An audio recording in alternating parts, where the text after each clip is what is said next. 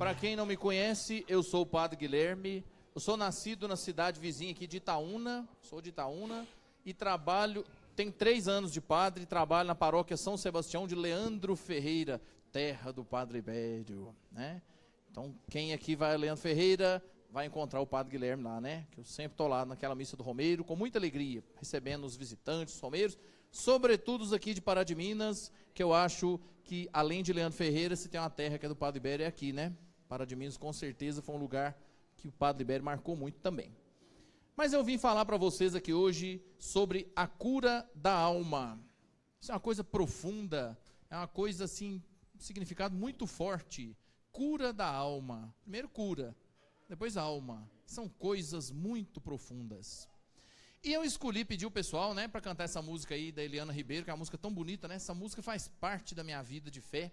Desde quando eu participava do grupo de oração magnífica lá em Itaúna, que eu participei durante muitos anos, e depois do meu tempo de seminário, eu estava sempre cantando essa música. Teve dia até que eu estava lá em casa, em Itaúna, minha mãe falava comigo, mas você só canta isso? Mas essa música, ela é pequena, né? A letra dela é pequena. O meu coração tem sede de amar, vim ao teu encontro ansioso de te adorar. Meu Deus, eu creio, eu adoro, espero e vos amo. Por aqueles que não te amam. O céu se faz presente aqui, olhas para mim porque me ama sem igual, né? Dá para escrever um pouquinho, né? Você escreve a letra da música inteira. Mas é de uma profundidade muito grande. Mas por que eu escolhi essa música? Escolhi essa música porque eu gosto, né? Eu acho ela muito bonita, gosto muito. Mas porque essa música fala sobre coração que tem sede. O meu coração tem sede de amar. Vamos repetir essa frase todo mundo junto. O meu coração tem sede de amar. Tem, viu? Pode ter certeza que tem. Talvez você nem pensa muito nisso, ou talvez nem tinha pensado, mas tenha certeza que o seu coração tem sede de amar, sim. Agora, para a gente pensar um pouco, uma pergunta assim que pode nos deixar intrigado. O que é coração? Você sabe o que é coração? Coração. Aonde está o coração? Mostra aí. Aqui, né? É do lado esquerdo. Tem gente que às vezes fez assim, né? É de cá. Diz que tem gente que às vezes tem o coração do lado direito. Pode acontecer, né? O neném nasce e fica, vive a vida inteira, não tem problema nenhum. Mas o coração está aqui. Eu fui pensar sobre isso, o que é coração, e adivinha onde que eu fui procurar? Fui pesquisar. Hã? No Google. Tudo a gente pergunta no Google, né? Se você quiser saber até a hora, você escreve lá assim, quantas horas são agora? Ele fala, tantas horas, né? 8h07. Ele fala, pode ter certeza que fala. Você fala, onde eu estou? Ele fala, você está em Pará de Minas, na comunidade de Amar e Servir, né? É impressionante, tudo que você procura tem no Google. E eu procurei, está lá, o que é coração? Eu escrevi desse jeito, fala lá desse jeito, ó. O que é coração?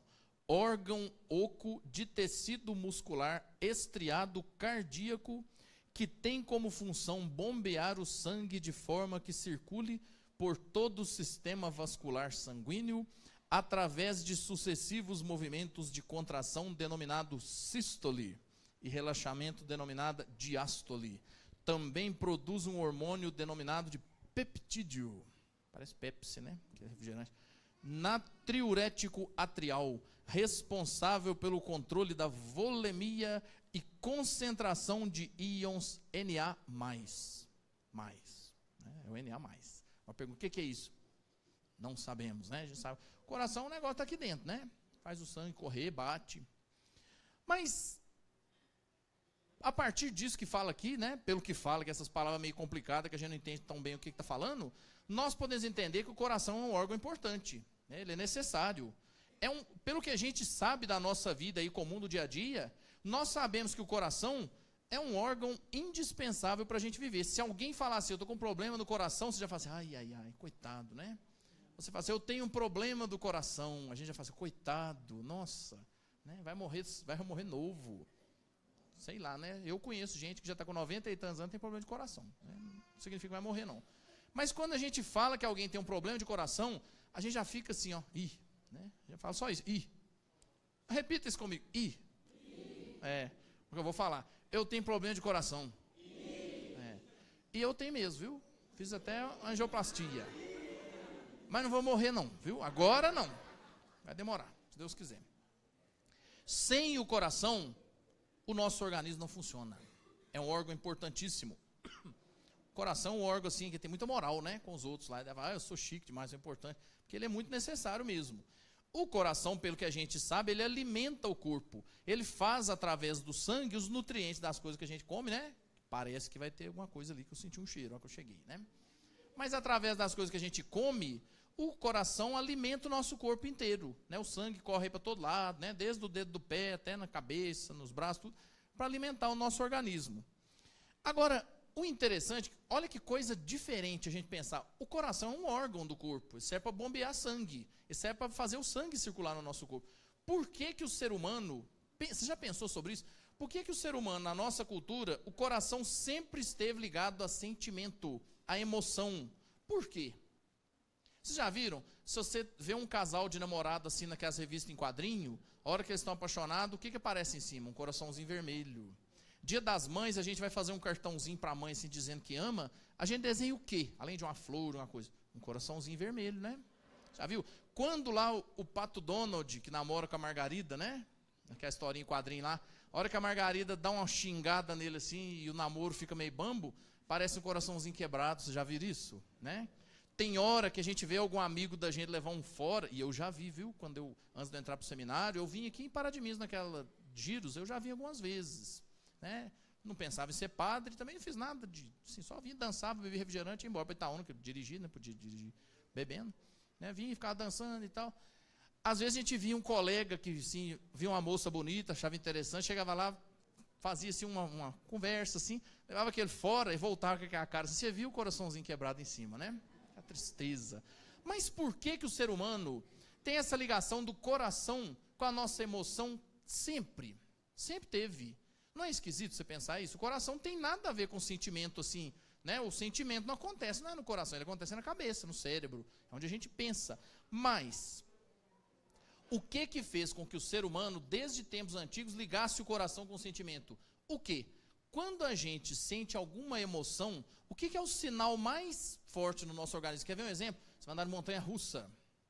E a montanha-russa daquela mais alta, mais perigosa que existe, que não tem nem lugar para pôr o pé, não, o pezinho fica voando. A gente às vezes vê isso no filme, né? O que que você sente se você estiver numa fila que vai nessa montanha-russa? E eles ainda falam assim, ó, parece que os parafusos não foram muito bem apertados nessa montanha-russa, não. Tá fazendo um arrangido lá, na hora que passa naquele lugar ali, em cima do poço dos jacaré, ela tá dando uma tremida. Aí você tá nessa fila, o que que acontece? Tá chegando a hora que você vai entrar, o coração da gente começa a fazer assim, tuf, tuf, tuf, né? Começa a fazer assim. Quer ver outras coisas que faz isso? Quando a gente tem que falar em público diante de um monte de pessoas, a gente não está acostumado, vou chamar você aqui na frente. Você que está aí, que pensa que eu nem vou chamar, você chamar você aqui para você contar a história da sua vida, você contar um momento que você passou um constrangimento grande, o que vai acontecer com o coração? Vai começar, né? Tuf, tuf, você vai ficar nervoso. O coração começa a bater mais forte. Se você vai dar uma entrevista, chega aquela repórter lá do jornal, que a sua mãe vai ver, o pessoal lá da sua família, do seu trabalho, todo vai ver, e fala, o que que você acha? Aí você vai falar assim e o coração começa, né? A gente até sente ele aqui, ó, né? Parece que ele está querendo sair. Se você vai fazer uma prova difícil, se você vai dar um beijo numa pessoa que você gosta muito, né? Ou às vezes quando está começando um namoro, assim, pensa, beija ou não beija, o coração começa a bater. Então, esse negócio do coração é interessante. Sempre que nós sentimos emoções mais fortes na nossa vida, o nosso coração dá sinal, né? Começa a bater mais forte. Ou às vezes quando você está muito tranquilo, você está lá de tarde na sua casa, comeu aquela macarronada gostosa, almoçou com a família, foi dormir, né, de barriga cheia. Eles falam que dormir de barriga cheia faz mal para a saúde, mas é tão bom, né? Você come aquele macarrão, assim, você deita lá assim e tal. Aí você fica tranquilo, dorme, né? Acorda, o seu coração está até assim mais tranquilo, batendo mais devagar. Então, o coração, ele dá sinal na nossa vida do que a gente está sentindo, né? A pressão aumenta, ou seja, o coração está batendo mais forte.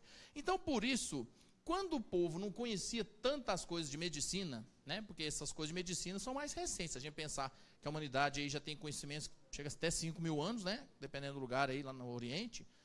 Então, quando o povo tinha menos conhecimento das coisas da ciência, eles achavam que o nosso sentimento acontecia aqui. E parece que é mesmo, né?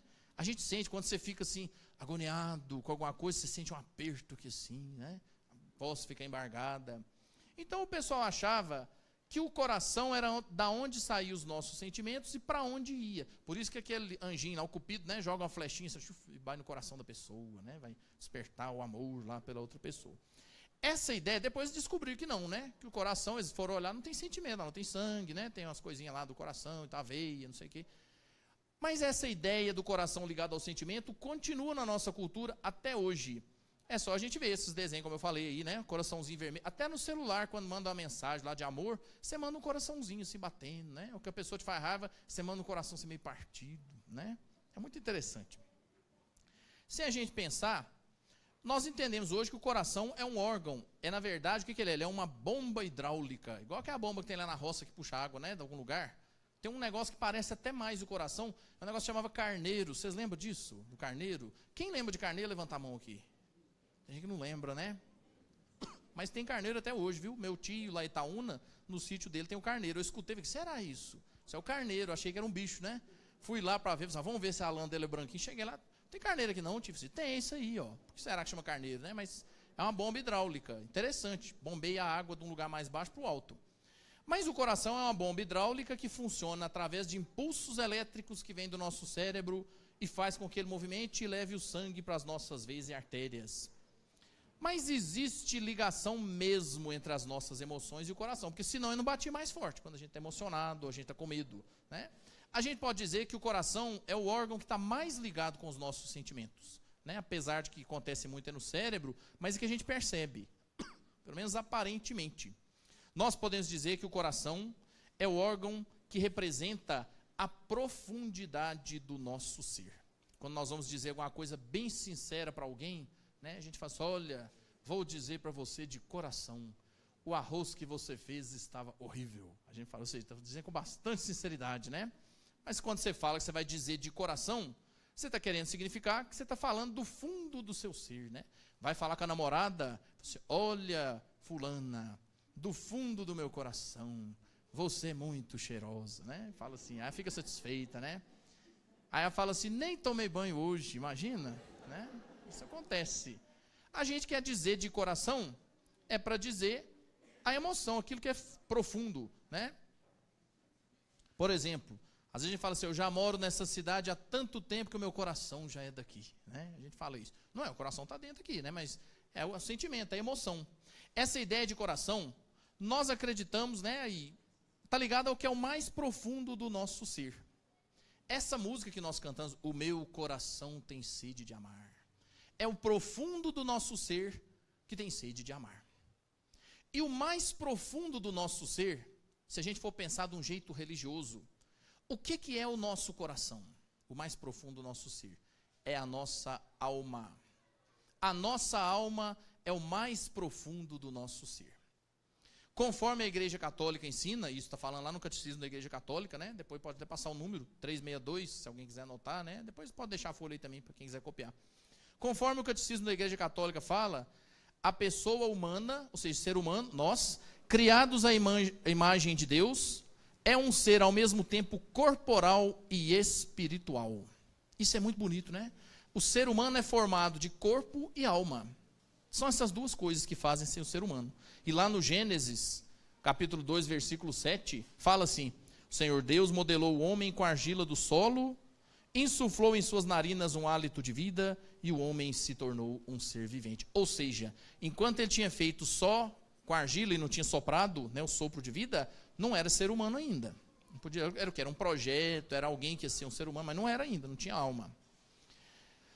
Nós podemos dizer, então, que o ser humano é formado de quê? De corpo e alma. O termo alma aparece muitas vezes na Bíblia, né, para falar sobre a vida humana, sobre a pessoa humana inteira, mas fala também, na Sagrada Escritura fala isso. Quando vai falar lá o mais profundo do ser humano, né, do homem e da mulher, alma. Alma quer dizer isso, é o mais profundo de nós, o que há de mais valor, aquilo que faz com que nós possamos nos considerar imagem de Deus. Não é tanto o nosso corpo, é mais a alma. A alma significa o princípio espiritual do ser humano. Ainda falta 4 páginas, viu? Ai, ai, ai. A unidade que existe entre alma e corpo é tão profunda que o corpo humano é vivo se ele tem alma. E aí a gente pode pensar assim, só pode ser considerado ser humano se ele estiver vivo. Quem está morto não é ser humano mais. Então, Tem uma palavra que não é bonita da gente ouvir, cadáver. Você já escutou essa palavra, cadáver? Dá uma sensação ruim, né? Se você pensar assim, tem um cadáver na minha cozinha, imagina. Dá uma sensação esquisita, né? Tropecei num cadáver enquanto eu estava voltando para casa. Era meia-noite na sexta-feira, imagina, dá um medo, né? Cadáver dá um medo. Tem um cadáver escondido no meu guarda-roupa. Nossa Senhora, Jesus Cristo. Ou então, um cadáver está correndo atrás de mim. Não tem jeito, né? Como é que vai correr? Está morto, né? O cadáver olhou para mim. Não, Nossa Senhora, a gente nem dorme, né? Vamos parar de falar isso, não nem dorme. Mas o cadáver, que a gente também chama de defunto, né? Eu acho essa palavra interessante, defunto, né? O defunto estava bonito no velório. O pessoal fala isso, né? Eu acho isso tão engraçado. Vocês já notaram? O pessoal às vezes chega no velório, já teve gente conhecida meu que chegou e falou assim: ai, o meu parente morreu, mas ele ficou tão bonito no velório, parecia que ele estava dormindo. Eu pensei isso, mas só pode de olho fechado, né? De olho aberto a gente ia achar muito esquisito. Mas o defunto, o cadáver, o falecido que a gente fala, né? Tem gente que ainda fala umas coisas mais feias, né? Assim, o presunto, sei lá, aquele, o que foi, que bateu as botas, né? Então, tem assim, esticou a canela, tem um monte de expressão. Mas as pessoas que estão mortas, o ser humano que morreu, se você chegar lá no velório, está lá o defunto bonito, né? Enfeitado, coroa de flor, o povo rezando. Não tem jeito de falar que velório não é bonito, é triste, né? Mas você vê lá um velório e tal, tem um monte de gente lá, os parentes chorando, né? E a gente tem que tomar um cuidado quando vai em velório, porque às vezes a gente fica emocionado de ver o choro do povo, você tem que ir pensando na cabeça assim, meus sentimentos, senão você chega e fala, parabéns, né? Ou, a males que vem, parabéns. Ou então a gente costuma falar um negócio também, Deus quis assim, isso aqui. Não, que isso, gente, falar que Deus quis assim, não, faz parte da vida, a morte, mas não foi Deus que quis não, né? Morrer, aliás, todo mundo que está aqui vai morrer um dia, já pensou nisso? Você, todo mundo aqui, imagina o tanto de velório que a gente vai ter aqui em Pará de Minas, hein? Vai dar trabalho para os padres, olha que tanto. Funerária vai ganhar bem, né? Vai muito caixão, olha. Todo mundo vai morrer, isso faz parte da nossa vida. Não adianta a gente querer fugir. A gente quer fugir disso, mas vai. Não adianta. Ninguém quer morrer, mas vai. Mas quando você vai num velório e vê lá assim, o morto lá, morto, é palavra feia também, o morto, né? O morto correu atrás de mim, Deus me livre, né? Mas quando você vê o defunto lá, a pessoa que morreu, aquilo que você está vendo no caixão não é gente mais, não é ser humano, não pode ser considerado ser humano. Por quê? Porque para ser humano, a Escritura Sagrada fala isso, tem que ter corpo e alma, não é ser humano mais. Então o que é o defunto, né? O que é o cadáver?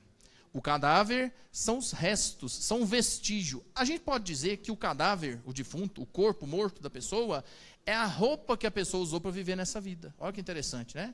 Foi um instrumento através do qual aquele ser humano viveu, mas não é mais aquele ser humano. Então, quando você estiver lá no velório, tem gente que fica desesperado, né? Chora lá perto do defunto, às vezes, né? Abraça com o defunto, chora, pede para ir junto, né? Mas na hora que vier tampar a tampa do caixão, quer ver se você quer ficar ali, né? Não quer, não. Ninguém quer. Ninguém quer, pode ter certeza disso. Mas quando você está lá no velório, você tem que ter essa consciência. O seu ente querido já não está mais ali. O defunto lá, o corpo, é só o vestígio daquela pessoa. A alma da pessoa já foi, né? Seguiu o caminho. Graças a Deus, né? E o que acontece, a gente fala, mas então por que a gente tem cemitério? A gente, né, no dia 2 de novembro, lá, a gente vai lá colocar flor, passa, né, uma tinta nova lá como é que chama aquele negócio? Na túmulo, né? Minha avó chamava túmulo de carneira. Eu acho tão esquisito, né? Carneira. É feio isso. A catacumba, né? Quando você vai lá enfeitar o túmulo do seu parente, você está homenageando o seu parente, mas não é ele que está lá, né? O que está lá é o corpo, o resto mortal. Não é um ser humano mais. Lá em Leandro Ferreira, os restos mortais do Padre Libério estão dentro da igreja. Mas não é o Padre Libério, são os restos mortais dele. O Padre Libério já está junto de Deus, né? Nós acreditamos. Então, nós valorizamos os corpos sepultados porque são vestígios daquelas pessoas.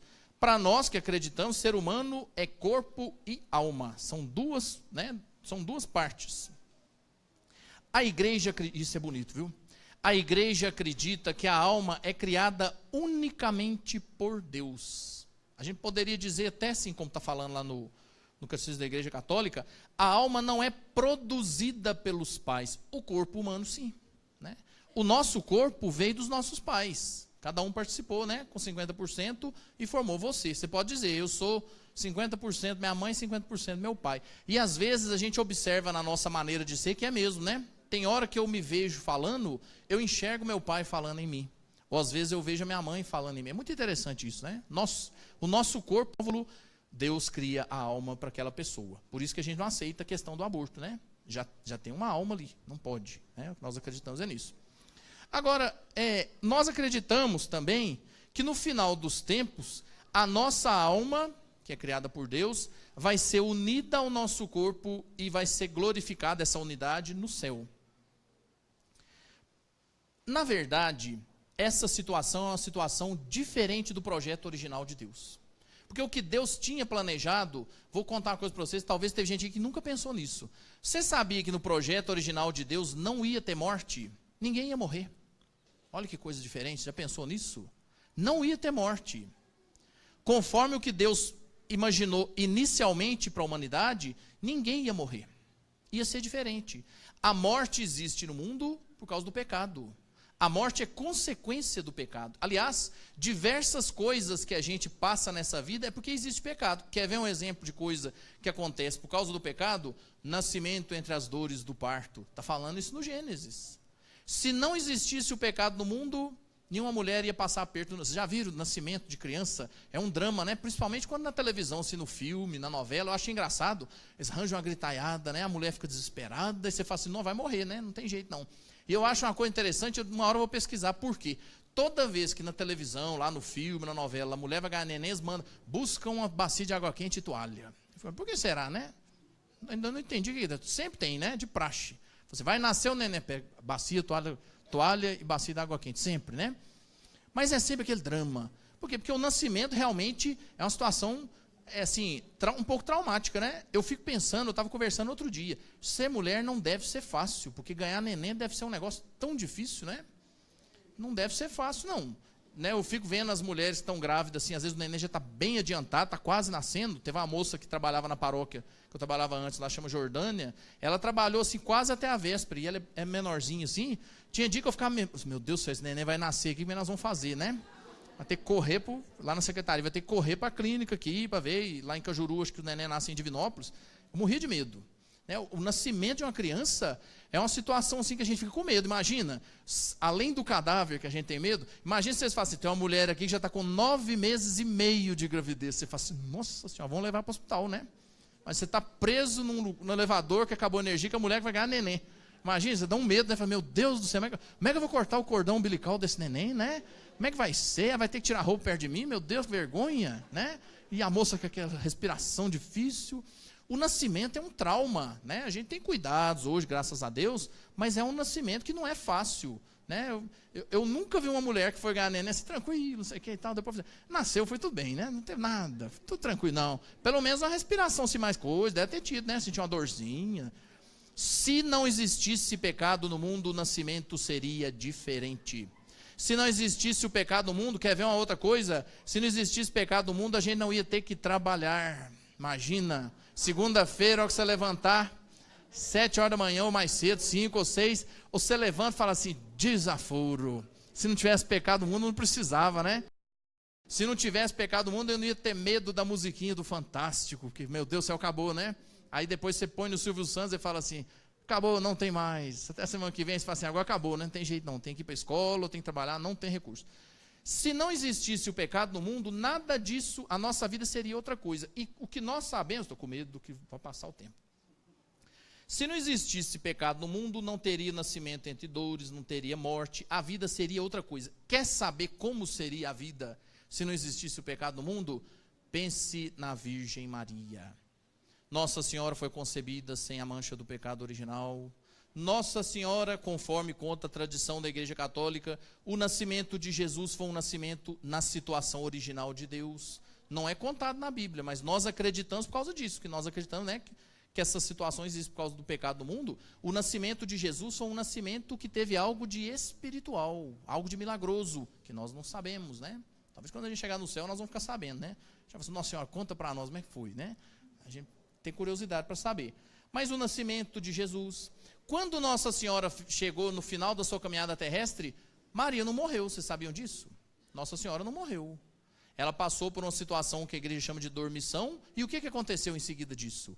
Foi elevada aos céus, foi assunta, né? Assunção. Então são dois dogmas que nós acreditamos, porque nós sabemos que Nossa Senhora é um ser humano que veio a esse mundo na situação... Nossa Senhora, vou ter que correr aqui. Vem na situação original de Deus. Então, esta situação do pecado é que fez mudar a história da humanidade. Nós sabemos que o nosso corpo humano é frágil. Nós podemos nos machucar, podemos adoecer, sentimos dores, sentimos cansaço, sentimos frio, né? O nosso corpo é sensível fisicamente, precisa de cuidado, a gente tem que vestir roupa de frio, né, para não gripar. Você não pode dormir debaixo do sereno, senão você pega um resfriado. Nós vemos tanta gente doente do corpo, vocês já viram isso? As pessoas adoecem, ou seja, nosso corpo é frágil, sofre dor, passa por enfermidades, a gente toma remédio, né? Tem gente que toma muito remédio, tem que tomar para cuidar da saúde. A nossa alma, que é a parte mais elevada do nosso ser, que nós acreditamos pela nossa fé, a nossa alma, que é criada por Deus, que é o mais profundo do nosso ser, a nossa alma também é sensível. Assim como o nosso corpo. Se você pegar um alfinete e dar uma cutucada assim no braço, você vai sentir dor, né? Da mesma maneira que o seu corpo é sensível a dificuldades e sofrimentos, também a sua alma. E um exemplo que a gente pode dizer que a alma pode adoecer, que a gente fala sempre, a depressão, que é conhecida como doença da alma, apesar que a depressão não é só doença da alma, ela é doença física também, né? Tanto que se a pessoa não tomar remédios, é muito difícil superar a depressão. Pode acontecer, né? Mas com os tratamentos médicos, porque a depressão é uma doença física, né? A questão dos neurotransmissores aí, né? Precisa ser tratado com medicamento. A alma pode adoecer, e uma das piores doenças que podem tomar conta da nossa alma é o pecado.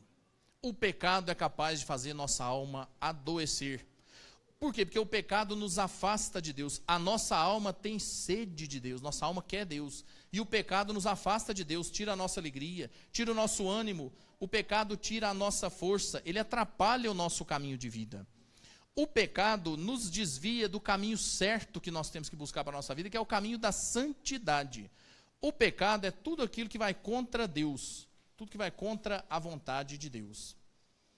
E o pecado acontece na nossa vida pela nossa responsabilidade, né? Pela nossa falta de responsabilidade e também pela ação do inimigo.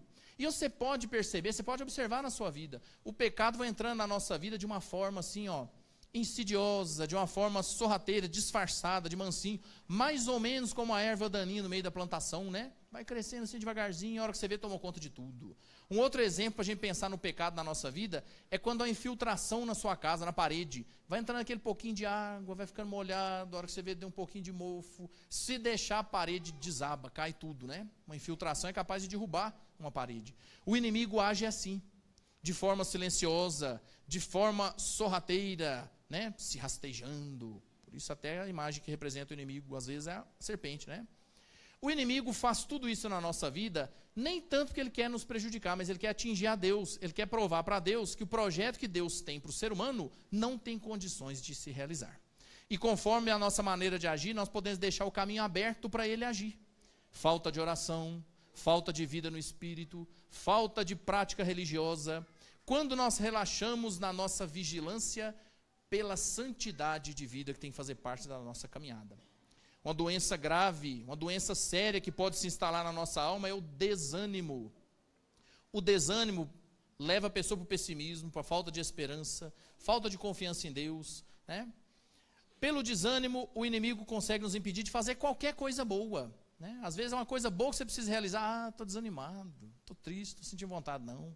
Hoje em dia a gente pode perceber que o desânimo é uma das armas que o inimigo mais usa contra as nossas almas. Você pode observar aí na nossa sociedade, o nosso mundo, a nossa igreja, a gente vê isso às vezes, a nossa igreja está vivendo uma situação assim que eles chamam de letargia. O que é letargia? É um adormecimento, é ficar parado, né? É uma falta de ação, de fazer as coisas, tipo um adormecimento mesmo, uma condição estática. Isso aí está tomando conta, é o desânimo que vem tomando conta. A característica marcante do ser humano é a alegria e o dinamismo. O que é isso? Alegria é a gente ser feliz, né? Sentir alegria no espírito, no coração. O dinamismo, o que é dinamismo? Dinamismo é que a gente está sempre em movimento. O cristão não pode ser alguém que está parado. É um ser dinâmico, né? Age, move. Jesus era alegre. Jesus vivia de uma forma feliz. Quando Jesus chegava, as pessoas sentiam alegria. Jesus era alguém que dava gosto de ouvir. Vem de uma confiança e de uma esperança num Deus que é amoroso e misericordioso. A gente ter essa esperança e esse sentimento de que Deus é misericordioso, e não é por acaso, nós trouxemos aqui a imagem do Jesus misericordioso, para nos fazer sentir mais alegria, mais ânimo, mais esperança, vencer essa arma do inimigo que ele tanto tenta colocar na nossa vida. Por quê? Porque o nosso Deus é misericordioso. O que significa isso? Tem jeito para a sua vida, não tem que desanimar, tem recurso. Mas estou sofrendo lá na minha família, não tem problema, com Jesus é possível a gente seguir em frente sem perder a esperança. O cristão tem que ser uma pessoa, tem que ser alegre, tem que ser dinâmico, mas um sentimento que tem que existir na vida do ser humano. Primeiro a gente tem que pôr uma coisa bem clara: o ser humano que acredita em Jesus e quer seguir Deus, ele não pode ser nem pessimista, porque pessimista, você já viu, a gente encontra tanta gente pessimista nessa vida. Você encontra com a pessoa, aí você está até alegrinha, vai para o serviço, fala assim, bom dia, tudo bem? A pessoa fala assim, mais ou menos, estou levando. Que mais ou menos? O que é isso, gente? Uai, você não tem Jesus? Vou contar uma historinha para vocês de um padre que ele trabalhou aqui em Pará de Minas como diácono, acho que é o diácono Geraldo Mangela, é o padre Geraldinho de Casquilho. Alguém aqui conhece ele? Ele é muito entusiasmado, ele é o otimismo em forma de pessoa, assim, de esperança, de animação. Quando ele era eu era seminarista, ele era diácono, a gente estava lá em São Joaquim de Bicas, trabalhava com o padre Hélio. O padre Hélio é aqui de um lugar conhecido como Cavalão, agora está lá em Nova Serrana. Estava eu, o padre Hélio e o diácono Geraldo assistindo televisão. Tocou o telefone, aí o diácono Geraldo foi atender. Aí ele chegou lá, pegou o telefone e falou assim, Paróquia São Joaquim, diácono Geraldo falando. E a gente ouvindo, né? Aí ele falou assim, eu estou ótimo, e você? Aí depois falou assim, mas por que você está péssimo, jovem? Ou seja, a pessoa de lá falou, eu estou ótimo, e você? Estou péssimo. Mas por que você está péssimo? Aí o padre Hélio falou assim, encontro de dois extremos, né? O Geraldinho na animação e a pessoa desanimada. Mas a gente vê pessoas pessimistas, é aquela pessoa que fala assim, vai trocar o padre da nossa paróquia agora. Ih, nossa senhora, vai vir um complicado. O padre vai vir, vai ser difícil. Meu Deus do céu. Ou então fala assim, vai trocar o padre da nossa paróquia. Tem coisa que não dá certo, já viu? Você estuda para uma prova, vai lá e perde média. Você tenta fazer uma entrevista de emprego, não dá certo. Você joga na loteria e perde, né? Você joga uma pedra para pegar uma manga lá, a pedra cai e mata a galinha que você estava esperando para matar depois, né? Então tem coisa que não dá certo. Então a gente não pode ser nem otimista e nem pessimista. O que nós vamos ser então? Esse pato está meio complicado, não pode ser otimista nem pessimista. O cristão não pode ser nem otimista e nem pessimista, porque o otimista vive na ilusão, na ingenuidade. O pessimista também vive na ilusão, porque não é tudo que dá errado, tem coisa que dá certo. O cristão tem que ser alguém que tem esperança de que mesmo no meio das dificuldades é possível ser feliz. Que mesmo que a vida tenha muitas provações, nós temos um Deus que é misericordioso, que caminha conosco, nós não estamos sozinhos. E aí o que acontece? O ser humano tem que ser otimista, não, ele tem que ser cheio de esperança e de confiança em Deus. A esperança em Deus é capaz de curar todas as doenças da nossa alma. A cura da alma vai acontecer na sua vida se você alimentar no seu coração o sentimento de esperança em Deus. O dinamismo, a característica do cristão de não ficar parado, vem da esperança.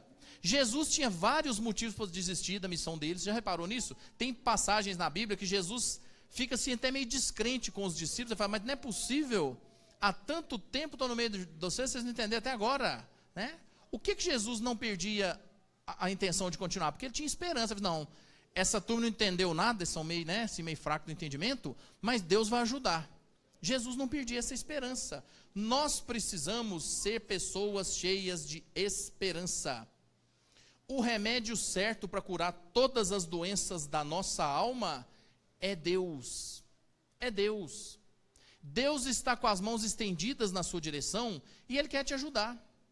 Se você não consegue sentir ânimo na sua vida, se você não consegue sentir esperança na sua vida, talvez é porque você não está sabendo o jeito certo de pedir a Deus, de voltar a sua vida para Deus e pedir força para Ele, para a sua caminhada, né?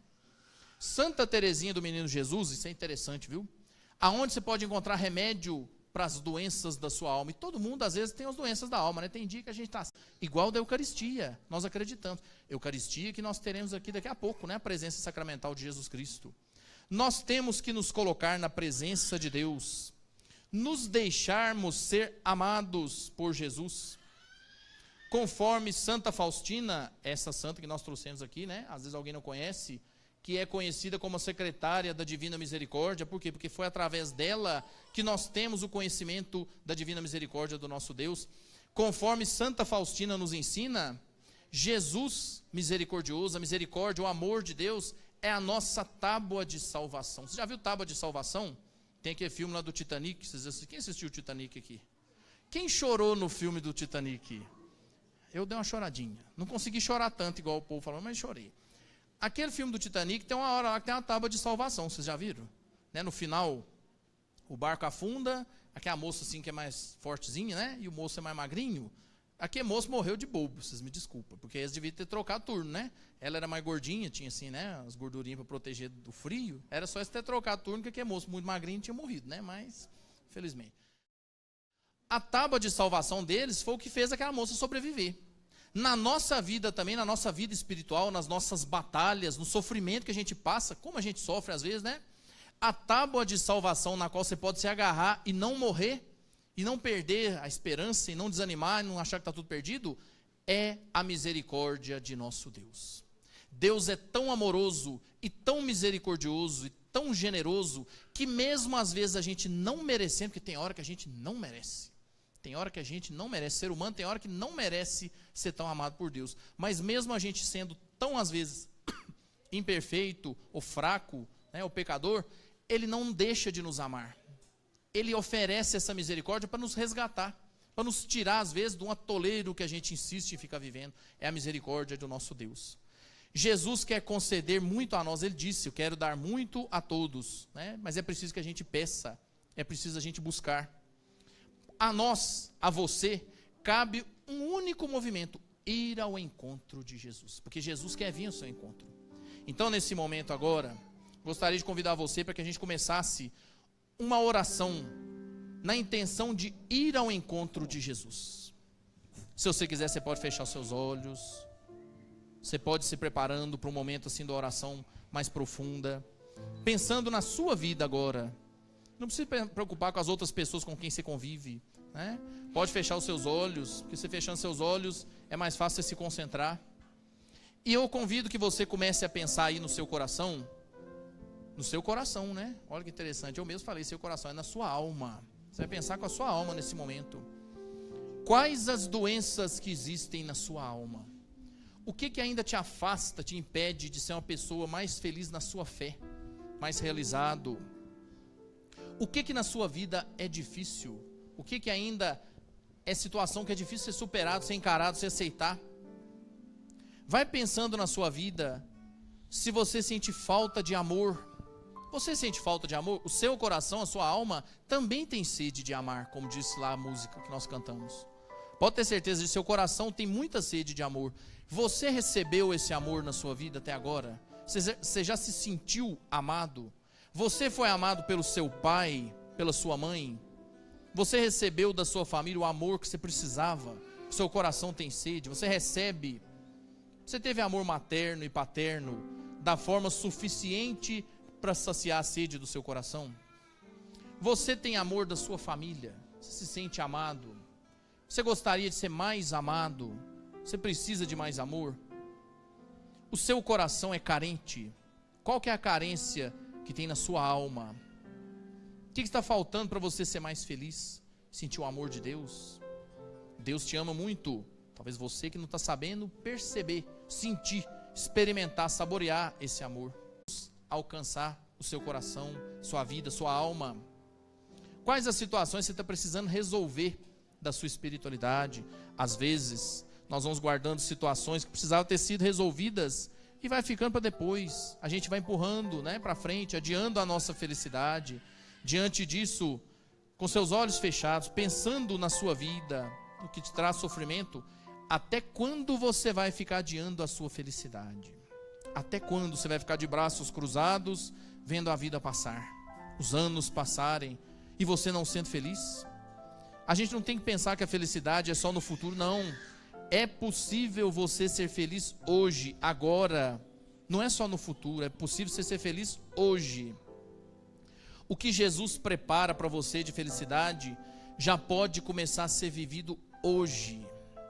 neste momento, a partir desse encontro, a felicidade plena que você vai experimentar no céu, depois de percorrer essa vida no esforço de viver a fé, você já pode ir experimentando essa felicidade na sua vida. É possível. E aí eu chego a dizer mais uma coisa. Existe um propósito pelo qual Deus trouxe você, quis que você estivesse aqui hoje. Tenha certeza disso. Acredite nisso, meu irmão. Foi Jesus que trouxe você. Não pense que foi você que decidiu vir. Nós estamos reunidos aqui hoje nesse lugar abençoado, esse lugar santo, esse lugar de fé. Nós estamos aqui em nome de Jesus. A vontade nesse lugar, a atmosfera nesse ambiente é uma atmosfera de santidade, de espiritualidade, de religiosidade. Tem Jesus presente aqui, pode ter certeza disso. Pode ter certeza, nós acreditamos. Foi Jesus que disse que onde estivessem dois unidos, Ele estaria no meio deles. Aqui tem muitos, são muitos. Jesus está aqui de muitas maneiras, pode ter certeza. E você pode ter certeza de mais uma coisa que eu chego a dizer para você, que eu ouso dizer para você. Jesus está aqui por causa sua. Ele veio aqui por sua causa. Tenha certeza disso. Ele veio por você. Você é merecedor do amor de Jesus. Dentro de pouco tempo, daqui a pouco, conforme a nossa oração for seguindo, Jesus vai estar aqui de forma sacramental. Nós vamos ter a presença do Santíssimo Sacramento que vem nos visitar aqui. Jesus, de forma corpórea, não é só espiritual, porque por enquanto está espiritual, né? A nossa oração, Jesus está aqui. Mas pode ter certeza que Jesus vai estar aqui em seu corpo, alma, sangue e divindade. Nós vamos ter presença do Santíssimo Sacramento. Então, para que você possa saborear com a sua alma essa presença de Jesus, eu convido que você vá se colocando na sua alma, para que a presença divina de Jesus possa chegar até a sua alma. E aí, para abrir esses caminhos de Deus na sua vida, vai colocando no silêncio do seu coração, às vezes falando baixinho, aquilo que te traz sofrimento, aquilo que te impede de ser feliz. Deixa Jesus curar a sua vida, a sua alma, o seu coração. Pense no poder de cura de Jesus, que fazia tantos milagres naquele tempo e continua fazendo até hoje. Ele vai estar aqui. É o Filho de Deus, é o Santo dos Santos, é o Verbo de Deus, segunda pessoa da Santíssima Trindade. Nós acreditamos de maneira profunda nisso. É o Sagrado Coração de Jesus que bate forte, que vem no nosso auxílio. Pense naquilo que para você é difícil, aquilo no qual você sente carência, aquilo que é difícil você superar. Vai pensando nisso, nessas dificuldades, vai colocando para Jesus. Olha, Jesus, eu tenho dificuldade às vezes até para rezar. Eu tenho dificuldade às vezes para rezar, para acreditar. Vai colocando isso para Jesus. Não consigo sentir um fervor tão grande como meu irmão. Pode dizer isso para Jesus. Eu queria viver uma vida religiosa mais profunda. Eu queria viver uma conversão mais forte. Eu queria sentir a graça de Deus na minha vida e testemunhar isso para os nossos irmãos, né? Vai pensando aí no amor que você não recebeu, talvez na sua infância, na sua juventude, talvez agora, nos maus tratos que a vida dedicou a você, né? Aquilo que faltou para você ser feliz, que você gostaria que fosse melhor. Vá abrindo o seu coração, vai deixando Jesus se aproximar de você. Aproveite essa ocasião. Nós acreditamos que isso aqui é coisa da divina providência. Foi Deus que trouxe você, foi Deus que te quis aqui. Jesus te buscou, Ele julgou como se fosse uma rede e te trouxe aqui hoje. É um momento profundo, cura da alma. A sua alma precisa ser curada, a minha, de todos nós. Nós temos motivos para pedir a Deus que Ele nos cure. Você precisa acreditar nisso. É possível você ser curado na sua alma do desânimo, da falta de esperança, da falta de confiança. O momento é agora, não deixe para depois. Pode ser um momento de graça na sua vida, que vai transformar a sua vida de uma hora para outra, de uma situação para outra, de maneira profunda. Não desista da presença do Senhor.